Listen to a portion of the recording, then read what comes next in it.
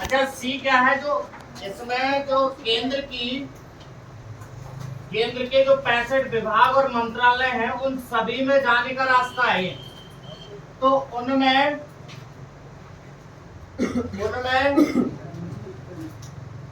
सी के कुछ विभाग ऐसे हैं जो कि 4200 ग्रेड पे और 4600 ग्रेड पे की भी हैं, और इसकी योग्यता 18 से 28 और 30 है। अच्छा सी की तो चलेगी 30 तक और डी की खत्म हो जाती है एज 28। ये ध्यान रखेंगे। 12वीं क्लास मांगी है सिर्फ, ना कोई ट्रिपल सी ना कोई डिप्लोमा। अच्छा इसमें ये भी नहीं है कि आप साइंस साइड हो कि कितनी परसेंट से हो, कुछ नहीं, बस आप पास होने चाहिए। अगली बात का ध्यान दें, फॉर्म डालते ही समय क्या क्या बातों का ध्यान रखना है, उसमें ना रीजन आएंगे तो बच्चे वहां शॉर्टहैंड में मारे जाते हैं अगर अभी गलत भर देते हैं फॉर्म। तब कौन कौन से वो चीज ध्यान दें। आप लोगों को सभी को एनआर डालना है, सीआर मत चुनना। बच्चे क्या करते हैं, जैसे इसकी जो लिखित परीक्षा होती है ना, फॉर्म डालने के बाद में 3-4 महीने बाद जो परीक्षा होगी लिखित परीक्षा, उसको नजदीक करने के चक्कर में सीआर चुन लेते हैं। सीआर में जैसे आप लोगों को सीआर का मतलब समझ रहे हो, अगर आपने सीआर के सेंटर चुने, शॉर्टहैंड होगी आपकी इलाहाबाद और जो लिखित परीक्षा है वो होगी आपके उत्तर प्रदेश के जितने भी जिले हैं उनमें, जैसे बरेली, अलीगढ़, आगरा, मंडल, ठीक है, ये पहुंच जाएंगे। तो आप सोचेंगे कि यार जब नजदीक है लिखित परीक्षा का तो वहां क्यों नहीं डालें, तो आप लोग वो चुन लेंगे। पर जब आप उसमें पास हो जाओगे तो इलाहाबाद मिलेगा आपको। और इलाहाबाद में मैं मना क्यों कर रहा हूँ उस बात को समझें। इलाहाबाद में जो शॉर्टहैंड का अनुवाद करने की जो स्थिति रहती है या वहां स्टोरियां बोली जाती हैं, तो वहां की लय बड़ा गड़बड़ है, वहां सही से हो नहीं पाता। कंप्यूटर भी दिक्कत करते हैं वहां के और कीबोर्ड वगैरह भी। 2015 में पढ़ा था बच्चे का, 16 में भी, उसके बाद में 19 में भी आया था। तो दिक्कत ये आई कि सीआर वाले सभी गड़बड़ पाए गए कि सर एक तो जो स्टोरी बोलते हैं उस पूरे हॉल में एक छोटा छोटा स्पीकर, उसी से सुनना पड़ रहा था उन लोगों को। अब भाई छोटे से स्पीकर से सुनना आवाज बड़ी दिक्कत।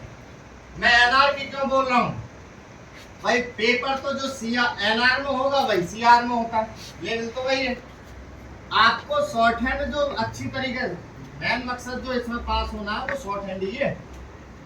पेपर तो इसको बहुत लोग डालते हैं इस पेपर को, पर शॉर्टहैंड में रह जाने से रह जाती है। तो आप लोगों ने जैसे क्या है एनआर के क्षेत्र चुने, तो लिखित परीक्षा जो है, लिखित परीक्षा आप लोगों की पड़ेगी हल्द्वानी, उत्तराखंड के कोई भी डिस्ट्रिक्ट में पड़ जाएगी, हल्द्वानी, देहरादून, हरिद्वार, दिल्ली खुद या जयपुर, ये आपके लिखित सेंटर पड़ जाएंगे।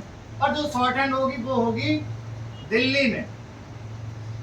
और दिल्ली के जितने भी लैब है, जो शॉर्टहैंड टाइपिंग का टेस्ट होगा आप लोगों का, वहां की लैब बढ़िया है और वहां की जो व्यवस्था है सुनने वाली, साउंड वाली, वो भी बहुत अच्छी रहती है। तो इसका मकसद बस इतना ही है, एनआर और सीआर चुनने का। ये गलती मत कर देना कि आपने देखा कि भाई वो पूछेगा ऑनलाइन करने वाला कि बताओ भाई कहाँ के आपको लिखित परीक्षा के सेंटर डालने, तो आप ज्यादातर मैं देखता हूँ बच्चे हम नजदीक का बरेली डलवा देते हैं या अलीगढ़। फिर बड़ा दिक्कत आती है कि शॉर्टहैंड में जब चाहते हैं तो वो इलाहाबाद पहुंचती है, वहां व्यवस्था चरमरा जाती है पूरी। अब आ जाते हैं जब फॉर्म डालने के बाद में दूसरे स्टेप पर पहुंचेंगे आप, तो दूसरा स्टेप जो है वो लिखित परीक्षा है। और लिखित परीक्षा में ये नहीं कि हाथ से होगा, कंप्यूटर पे होगा। तो कंप्यूटर पे होगा 200 तो प्रश्न होंगे, और 200 ही नंबर। भैया तो प्रधानी में भैया प्रधानी में भैया था तुम्हें देख रहा था। अब इसमें होगा क्या क्या वो चीज समझे। 100 प्रश्न अंग्रेजी के होंगे और 100 ही नंबर के होंगे। 50 की जीके, 50 नंबर की जीके और जीएस होगी और 50 ही, ये तो क्वेश्चन हो गए आप लोगों के, और 50 ही नंबर होंगे। अब आ जाओ 50 के ही रीजनिंग होगी और 50 नंबर की ही होगी। ये आपका सिलेबस में होगा। इस जीके जीएस में मैं बता दूं आप लोगों को, ज्यादातर बच्चे नंबर नहीं ला पाते वो ओल्ड पढ़ते रहते हैं। इसमें 65% करंट आती है, ये ध्यान रखना। बाकी बचा हुआ जो आता है वो आता है आप लोगों का ओल्ड का। तो ये तैयार करके चलें। सब लेवल जो रहता है, मैंने आप लोगों को पहले भी कोई भर्ती पढ़ाई है तो एक लेवल पढ़ाता हूँ कि भर्ती जिस क्लास से निकली होती है उसका ही लेवल रहता है अधिकतर। जो 12वीं से निकल लेंगे ना तो 9 से 12वीं तक का लेवल रहेगा। सही है, आगे बढ़ते हैं। अब मैं बता दूं आप लोगों को, ये आप पाने के बाद, ये नंबर पाने के बाद 65 विभाग और डिपार्टमेंट जो है वो कौन कौन से हैं भाई। आईबी हो गया, सीबीआई हो गया, ठीक है, इनकम टैक्स मंत्रालय में, बड़े बड़े मैंने डिपार्टमेंट खोल दिए। मंत्रालय में गृह मंत्रालय,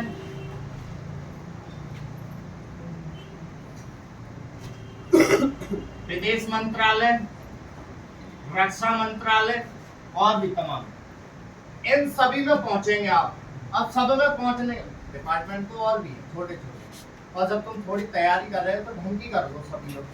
मैं बताना चाहता हूँ इन सभी में पहुंचने के लिए आप लोगों के इनमें से नंबर आ जाए 200 में से 145 में से 150 आ जाए।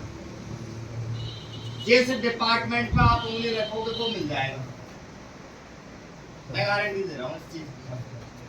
क्योंकि इसके बाद जो शॉर्ट हैंड है, शॉर्ट हैंड का इतना बड़ा मत समझना यहाँ पर, उसके लिए तो मैं समय से पहले तैयार कर दूंगा। और अब देखो है क्या, जैसे मान लो आप लोगों ने परीक्षा दी, अभी सी डी का मैंने वहां बता दिया ग्रेड पे बढ़ रहे हैं, और डी के जो रहते हैं वो 2800 ग्रेड पे रहते हैं।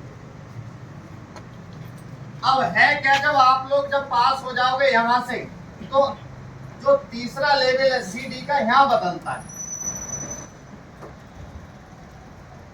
जैसे क्या होगा, जैसे सी की मेरिट रुक गई भाई 147 पर, मान के चल रहे आपके नंबर है 150, तो आपका सी में भी है और डी में भी है। आपको उस वक्त जो टेस्ट देना होगा दोनों का देना होगा। डी की जो मेरिट रुकी है वो रुकी है उन्होंने 142 पे, और आपके नंबर है 145 या 44, तो आप भी अभी तक डी तक ही रहेंगे। अगर 47 ले आए या 46 ले आए तो आप सी की क्रॉस करोगे। तो मेरिट में नंबरों पे मेरिट बदलती है, पेपर अलग अलग नहीं। ये आप सोचो कि सी का पेपर अलग होगा और डी का पेपर वही होना है, बस नंबर बढ़ा दिए जाएंगे, बस इतना कर। तो बढ़िया कर लो, कहाँ 2800 डी में नंबर आया तो देखो 2800, और नेक्स्ट सी में आ गया आप देखें तो दुगने हो रहे हैं। अब इसी वजह से इस भर्ती को ना एसएससी स्टेनो तो कहते हैं, साथ में पीए और पीएस भी बोलते हैं। जो अधिकारी लेवल के वहाँ अधिकारी होते हैं वो इसको स्टेनो नहीं बोल के चलते, ज्यादातर वो पीए पीएस बोलते हैं, क्योंकि ये जो जब पहुंचते हैं वहाँ स्टेनो की पदवी ना पीए पीएस बोल के चलते हैं। अब जो तीसरा जो है ये मैन है, इसको समझो। दोनों में ही 10 मिनट का मैटर बोला जाएगा। डिक्टेशन जो मैं आप लोगों को बोलता हूं,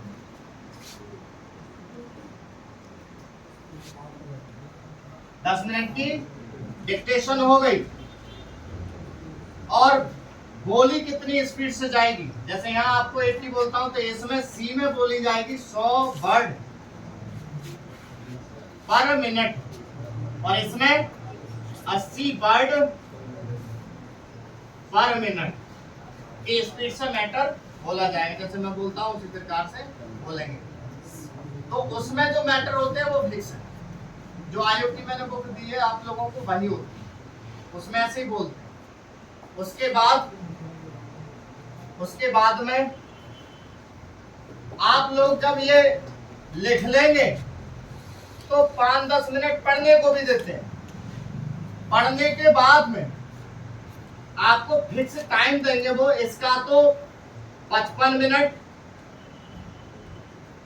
और इसका 65 मिनट। ये क्या चीज है, ये अनुवाद का टाइम है, ट्रांसलेट करने का। और जो करना होगा, अच्छा यहाँ पर जब आप फॉर्म भर रहे होंगे तो एक बात का ध्यान रखना, बहुत से क्या करते हैं, इसको जल्दबाजी में इंग्लिश क्लिक कर देते हैं, तो वहां सारे काम तुम्हारे इंग्लिश के होंगे, फिर शॉर्ट हैंड की इंग्लिश की लिखनी पड़ेगी आपको और इंग्लिश में ट्रांसलेट करना होगा। तो आपको यहाँ देख के चलना है पढ़ते वक्त हिंदी, ठीक है। अब अनुवाद जो होंगे वो हिंदी टाइपिंग में कराएंगे। अब हिंदी टाइपिंग जो होगी वो होगी कितने फॉन्ट पे, कौन से फॉन्ट पे, तो सिर्फ फॉन्ट जो रहता है मंगल का ही रहता है, बस इसके दो भाग यूज कर लिए जाते हैं, एक तो CBI। अब CBI ये मत सोचना डिपार्टमेंट, यहाँ पे CBI फॉन्ट का नाम है, या इंस्क्रिप्ट। ये दो भाग मिलेंगे, इन पे ही आपको करनी है। अब देखो कितने मजे की बात है कि इंटर से ही एक ऑफिसर रैंक की जॉब मिल रही है। आप लोग इंटर करने के बाद में BSc में लगे रहते हो, मैं कहता हूँ इंटर के बाद जब भर्ती कर तैयारी करो, कभी दिक्कत ही नहीं। उधर ग्रेजुएशन पूरा होगा, आप जब तक डिपार्टमेंट में हो, अरे एक बार नहीं निकलेगा पेपर, आपसे 2 बार नहीं निकलेगा, और तीसरी बार ना निकले तो छोड़ दो, ठीक है। फिर बस की नहीं, इतना अपने वो मत मांगना कि आप देगी हमें, आप देगी और चांस क्या बोलते हैं आपको, किस्मत, ठीक है। एक चीज का ध्यान रखें, भर्ती सबसे बेस्ट मानता हूँ मैं, इसमें कोई झाड़ नहीं, कोई कंपटीशन का ज्यादा इतना नहीं रहता है। जो रिटर्न निकाल लेगा वो यहाँ पहुंचेगा, और जो इसको निकाल देगा डायरेक्ट सीधे डिपार्टमेंट देते हैं, सही है। तो सभी डाल देंगे, यहाँ पर जरूर ध्यान देना, NR चुनना है और हिंदी, ठीक है।